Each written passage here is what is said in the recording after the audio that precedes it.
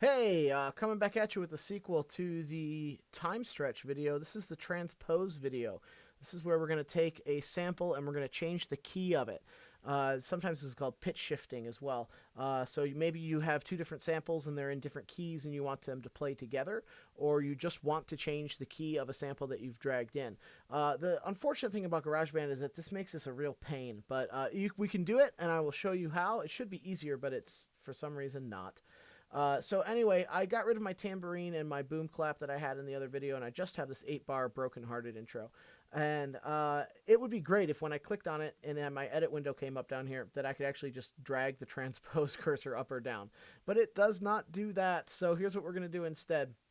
I highly, highly, highly recommend that you get your BPM back at the original BPM for the song, because we're going to save this piece as a loop into the loop library. And so that means we're going to be kind of bringing it in and out and doing different stuff with the different times in your life. So I would highly recommend just kind of saving it as close to the original as you can. So Broken Hearted was at 120, which was a fortunate thing. And it's at 120. We're going to have our project at 120. And so now here we are. We have our region selected. Again, that's unselected, selected.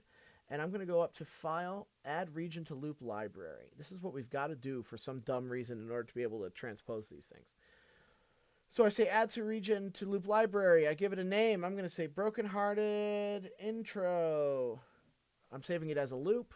I'm not going to mess with all this other stuff in terms of sorting it and organizing it.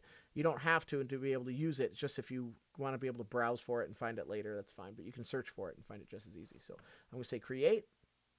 And it has made a loop. So now I'm going to go to my loop library. I'm just going to type in Broken Hearted. And here it is, intro. Hooray. Now you'll notice I've got a few others there because I've been screwing with this tonight. A few different times here. So now I have two things that look the same. And this first one that I had does not let me transpose. What a pain. But the second one does. Look, I can do it now. I'm going to mute this one. And listen, now we're up. This puts it up or down half steps. So let's say I put it up 2 half steps. So that would be a whole step, right, guys? Hey! New key. Works up or down, obviously.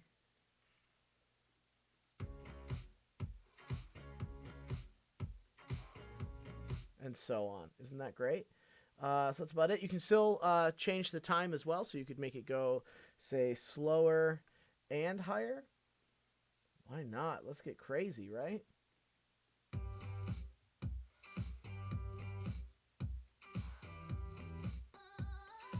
And so on. So now we can change the key of stuff. So you could bring in different samples. Unfortunately, I haven't figured out a way around this, but unfortunately, you got to save them into the loop libraries in order to be able to transpose them later. But it's not the end of the world, just a few extra clicks. Just kind of on that topic while we're here getting to the end of this video, which was hopefully quick and easy for you. It's a bit of a bummer for you guys that I am having to relearn GarageBand because I used to use GarageBand when it was the old GarageBand, the original GarageBand.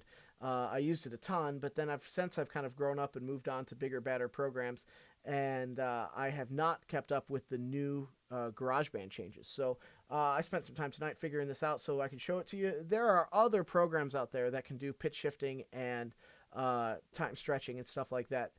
It's so much quicker and easier. And sometimes GarageBand can be a little clunky on some of this stuff. It's really good at some of the stuff that it's really good at. The loop library is great. It does very simple editing. It does MIDI, I think, really nice. But this stuff, it's a little bit clunky on. But you can do it, and it gets done, and that's very cool. So hopefully you can start playing with some of your own recordings and music that you have and kind of messing with it and putting things together and figuring stuff out. When you do go to try to put different things together that are in different keys, I highly recommend, one, using your ears and figuring out, like, oh, what's tonic? What is this chord progression? This would be kind of a good way for you to put some of that ear training to work that you're doing in your classes. Kind of figuring out what keys are these things in and what are the chord progressions, because some things will go together and some things won't. But there are all kinds of cheats you can use to help yourself on the internet. You can search the chord progression for songs. They're all out there somewhere, but don't trust everything you read on the internet because a lot of it is incorrect. but a lot of it's at least close. So you can at least get, oh, what key is this in at least, and get close. There's also a cool website, and I'll put I think I've got it bookmarked somewhere here. I'll put a link to it on the Schoology site.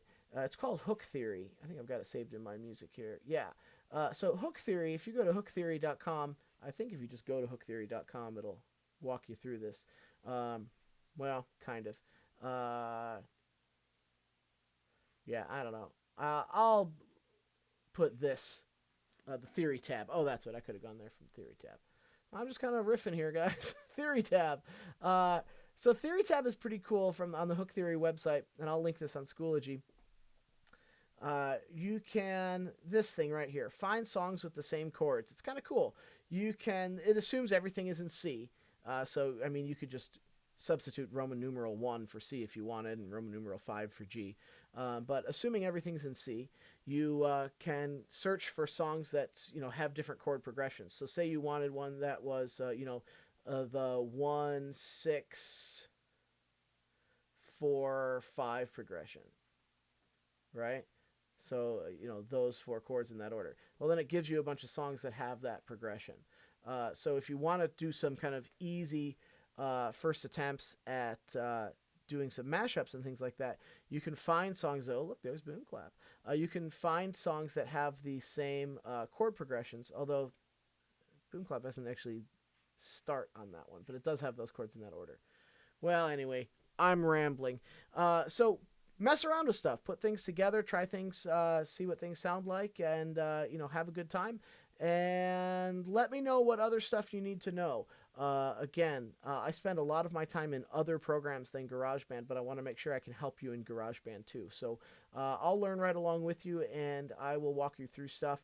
The sampling stuff I've shown you tonight here is about making them different time and different key, but what I haven't shown you yet is how to do the short sample stuff where you trigger like a single sound and you press a button and make that single sound come out. I'll make a separate video on that another day. But these will help you with longer samples, loops, like 2 or 4 bars or 8 bars or even just one measure, I guess, if you wanted to loop it. These should be useful skills in terms of looping stuff. If you want to actually trigger samples, that's going to be a different video and a different set of skills. But this should get you started at least. Sorry for all the rambling at the end. Have awesome times, be good people, and make good music. See ya.